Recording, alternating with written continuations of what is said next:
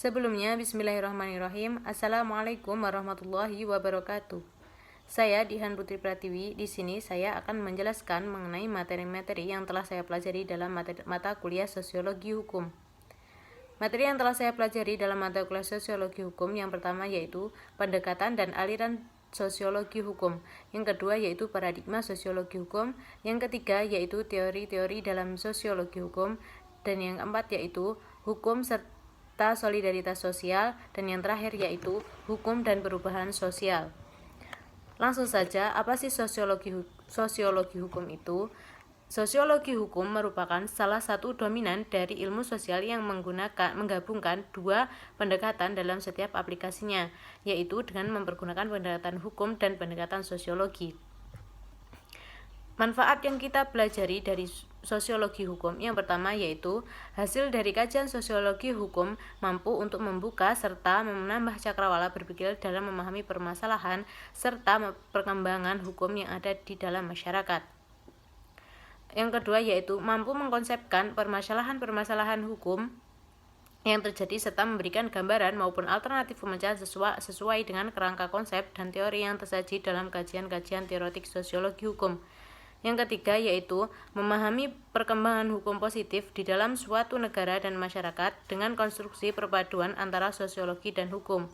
Yang keempat yaitu mengetahui efektivitas hukum yang diakui, dianut maupun berlaku dalam masyarakat.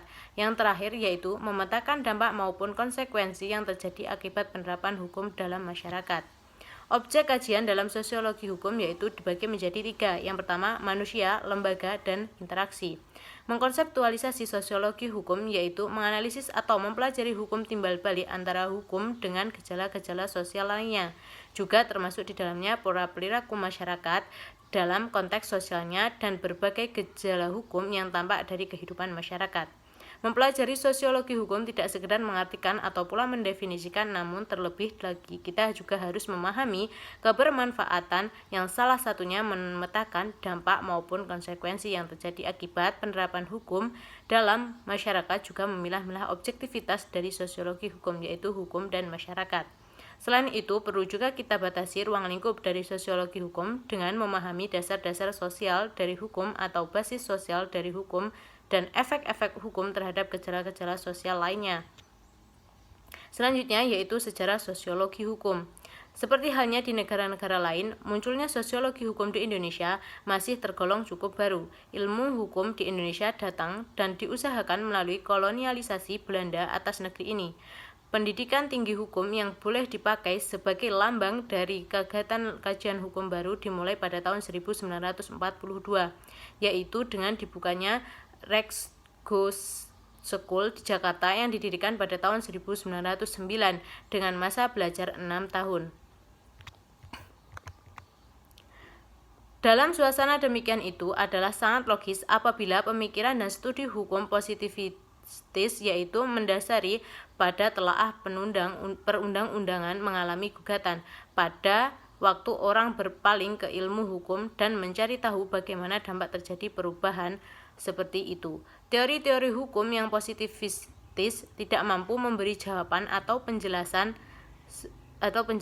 Sebuah artikel sederhana pada tahun 1971 telah mengemukakan kekurangan tersebut, yaitu tentang keterbatasan dari studi hukum normatif dan diperlakukannya suatu pendekatan lain dekade 70-an dapat disebut sebagai momentum mulai berkembangnya sosiologi hukum di Indonesia, ditandai dengan munculnya tulisan-tulisan yang tergolong ke dalam studi sosial mengenai hukum dan konteks sosial yang lebih besar. Materi selanjutnya yaitu pendekatan hukum sebagai nilai. Hukum sebagai perwujudan nilai-nilai mengandung arti bahwa kehadirannya untuk melindungi dan memajukan nilai-nilai yang dijunjung tinggi oleh masyarakat. Eksistensi dan kemampuan hukum lalu diukur seberapa jauh ia telah mewujudkan keadilan tersebut. Dengan demikian, moral keadilan telah menjadi dasar untuk mensyahkan kehadiran dan bekerjanya hukum. Yang kedua yaitu pendekatan hukum sebagai institusi. Dalam sosiologi hukum, institusi adalah suatu sistem hubungan sosial yang menciptakan keteraturan dengan mendefinisikan dan membagikan peran-peran yang saling berhubungan di dalam institusi. Para pihak dalam institusi menempati dan menjalankan perannya masing-masing, sehingga mengetahui apa yang diharapkan orang darinya dan apa yang dapat diharapkannya dari orang lain. Institusi menjadi usaha untuk menghadapi tuntutan-tuntutan dasar dalam kehidupan tersebut berlangsung tertib, berkesinambungan, dan bertahan lama. Keadaannya demikian itu dimungkinkan karena institusi memuat peraturan, prosedur, dan praksis. Institusi tersusun dari nilai, kaidah, peran, dan organisasi. Selanjutnya yaitu aliran-aliran yang mempengaruhi terbentuknya sosiologi hukum. Yang pertama yaitu aliran utilitarianisme. Prinsip aliran ini adalah bahwa masyarakat bertindak untuk memperbanyak kebahagiaan dan mengurangi penderitaan. Sebagaimana yang diungkap oleh Jeremy Bentham dalam teorinya tentang hukum, Bentham menggunakan salah satu prinsip dari aliran utilitarianisme, yakni bahwa manusia bertindak untuk memperbanyak kebahagiaan dan mengurangi penderitaan. Setiap kejahatan harus disertai dengan hukuman-hukuman yang sesuai dengan kejahatan tersebut, dan hendaknya penderitaan yang dijatuhkan tidak lebih dari apa yang diperlakukan untuk mencegah terjadinya kejahatan. Aliran yang kedua yaitu sociological jurisprudence. Ajaran-ajaran aliran sociological jurisprudence berkembang dan menjadi populer di Amerika Serikat terutama atas jasa Roscoe. Roscoe berpendapat bahwa hukum harus dilihat atau dipandang sebagai suatu lembaga kemasyarakatan yang berfungsi untuk memenuhi kebutuhan-kebutuhan sosial, dan tugas dari ilmu hukum untuk mengembangkan suatu kerangka yang mana kebutuhan-kebutuhan sosial dapat terpenuhi secara maksimal. Aliran selanjutnya yaitu aliran realisme hukum. Aliran realisme hukum sangat memperhatikan tentang konsep keadilan, namun secara ilmiah mereka menyadari bahwa keadilan atau hukum yang adil itu sendiri paling tidak sangat sulit ditentukan kalau tidak dikatakan tak bisa ditetapkan. Sementara itu, tugas hukum tidak lebih hanyalah proses dugaan bahwa apabila seseorang berbuat dan atau tidak berbuat sesuatu, maka dia akan menerima derita sebagai sanksi atau sebaliknya sesuai dengan proses keputusan yang telah ditetapkan. Materi selanjutnya yaitu paradigma sosiologi hukum. Pada dasarnya, paradigma merupakan model yang dipakai ilmuwan dalam kegiatan ilmiahnya untuk menentukan jenis-jenis persoalan yang perlu digarap dengan metode apa dan memulai prosedur bagaimana penggarapan itu harus dilakukan. Dalam kajian filsafat sosiologi, filsafat sosial dan ilmu pengetahuan sosial yang kelak meliputi juga kajian tentang hukum nasional yang modern, ada dua paradigma yang sejak lama berebut dan silih berganti merebut posisi dominan, baik dalam peraturan akademik maupun dalam pemecahan masalah kehidupan sehari-hari. Yang pertama yaitu paradigma Aristotelian. Paradigma Aristotelian berpangkal pada kepahaman bahwa alam semesta ini berhakikat sebagai suatu keteraturan atau suatu tertib yang dalam bahasa Inggris yaitu pre-established, dalam artinya bahwa sudah tercipta dan menjadi ada sejak awal mulanya. Alam semesta itu sudah ada di ide Tuhan yang normatif sebelum ada dalam wujudnya yang empirik dalam alam amatan manusia. Dengan perkataan lain, alam semesta ini pada hakikatnya adalah suatu tertib keselarasan yang telah terwujud secara pasti sejak awal mulanya sebagai suatu pre-established, harmonis order yang tak sekali-kali mengenal adanya pertentangan. Paradigma yang kedua yaitu paradigma Galilean. Paradigma Galilean yang menjabar paradigma lama yang dalam Aristotelian. Marak pada suatu zaman tatkala sejumlah manusia pencari kebenaran mencoba memahami keteraturan alam semesta ini tidak lagi berhakikat sebagai a harmonis pre-established good order. Paradigma baru ini mengetengahkan pemikiran bahwa seluruh tertib semesta ini sesungguhnya merupakan himpunan fragmen variabel dalam jumlah yang tak terhingga, yang secara terus-menerus berhubungan secara interaktif dalam suatu proses kasualitas di ranah indrawi yang sekalipun tampak seperti suatu kekisruhan yang berlangsung secara berterusan seolah tanpa mengenal titik henti yang final. Namun, yang sesungguhnya di tengah situasi yang secara indrawi tampak kisruh itu sedang berproses secara progresif dengan keniscayaan yang tinggi, bergerak dari suatu situasi keseimbangan yang semula ke suatu situasi keseimbangan berikut ada infinitum. Inilah yang kelak dalam sains fisika disebut homeostasis. Teori yang ketiga yaitu teori sosiologi hukum. Teori sosiologi hukum dibagi menjadi tiga. Yang pertama, teori strukturalisme.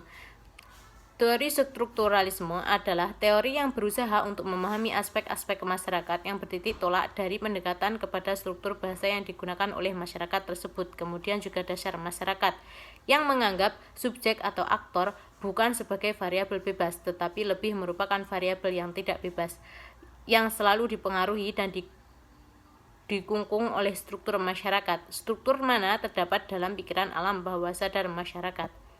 Paham strukturalisme dimulai dari sebuah proposisi yang menyatakan bahwa bahasa merupakan suatu sistem yang terstruktur. Demikian juga dengan kebudayaan yang juga suatu sistem terstruktur.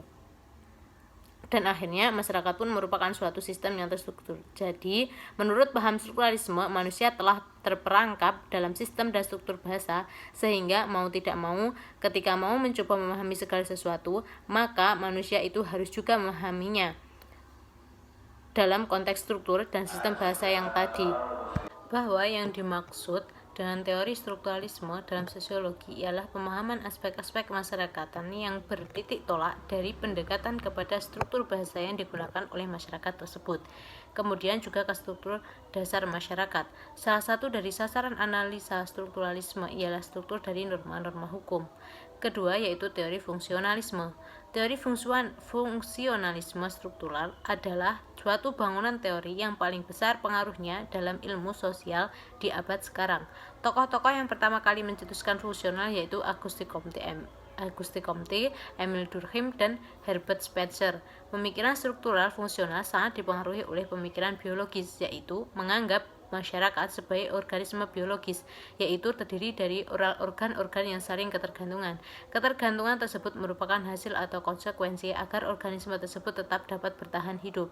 Jadi, paham fungsionalisme ini lebih menitik beratkan perhatiannya kepada faktor dan peranan masyarakat secara makro dengan mengabaikan faktor dan peranan dari masing-masing individu yang terdapat di dalam masyarakat. Teori yang ketiga yaitu teori perkembangan 3 tahap dari Auguste Comte. Comte adalah tokoh aliran positivisme yang paling terkenal. Kaum positivis percaya bahwa masyarakat merupakan bagian dari alam di mana metode-metode penelitian empiris dapat dipergunakan untuk menemukan hukum-hukum sosial kemasyarakatan. Aliran ini tentunya mendapat pengaruh dari kaum empiris dan mereka sangat optimis dengan kemajuan dari revolusi Perancis. Comte menuangkan gagasan positifnya dalam bukunya The Course of Positive Philosophy yang merupakan sebuah ensiklopedi mengenai evolusi filosofis dari semua ilmu dan merupakan suatu pernyataan yang sistematis yang semuanya itu terwujud dalam tahap akhir perkembangan. Perkembangan ini diletakkan dalam hubungan statika dan dinamika, di mana statika yang dimaksud adalah kaitan organis antara gejala-gejala. Sedangkan dinamika adalah urutan gejala-gejala.